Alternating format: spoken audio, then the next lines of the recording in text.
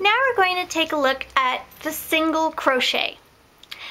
This is the stitch that we put into the chain stitch to make a fabric. Now, just to show you, I've used two different colors. So this orange piece is my chain stitch. Usually we're looking at it like this, right? Now, look at the two sides. These V's are like a braid, but if I turn it over, there are bumps, and it's like there are 3 strands. I want that bumpy side to be the back.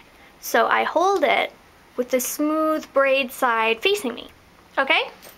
Now I'm going to be doing my single crochets with pink yarn. And on another day, I'll show you how to attach new yarn so you can do multicolored things. But let's just look at the single crochet for now. So the way that I do this is I hold the orange yarn this way, and I'm going to be going in this direction. Now every little V, every little braid is the house for a new stitch. You can see how I'm pointing to each one. There's one, there's one, there's one, there's one. This is the hardest part, being able to recognize what a stitch really looks like, but I think we've got it. So I'm going to go into my first stitch, which for me is this orange braid right here. It helps to stick your thumb where you're gonna go. Now I know. With the head of my hook, I go right into the middle of that orange stitch. I'm gonna pick up some yarn. So holding my hook steady in the crook of my thumb, I bring my yarn over and around, and I pull the pink through the orange. Now remember how a stitch wasn't done if it had 2 loops on the hook? Same thing again. We need to get down to 1. So I bring the yarn over and around, and I'm going to pull it through both, okay? This may seem tricky. I know you can do it. 1. I'm having trouble. You know why I had trouble? Because my stitches were too tight. Let's give them a yank. If this happens to you, give them a yank. It's okay, they can take it. Okay, let's try again. So yarn comes up and around, and we pull through both. Now we're ready to make our next stitch. So the next orange space, in we go. The yarn comes around, and pull it through.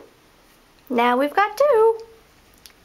Over and around, pull through 2. In the next place, yarn does an about face, pull it through. Now we've got 2. Yarn comes around. I don't have a rhyme anymore, but it goes through nonetheless.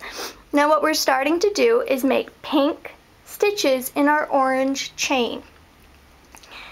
And we can keep on single crocheting into single crochets and make a whole scarf like this, or a whole blanket like this.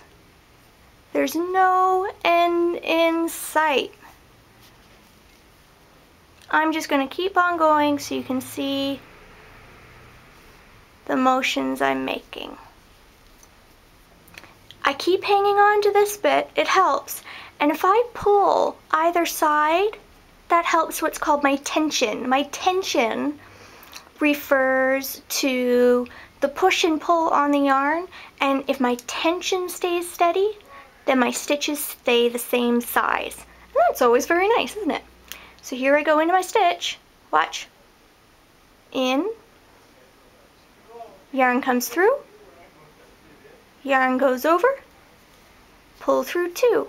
Now see how this one is pulled up and it's made a little hole right there? That's because I only went through one part of the braid. You may choose to do that.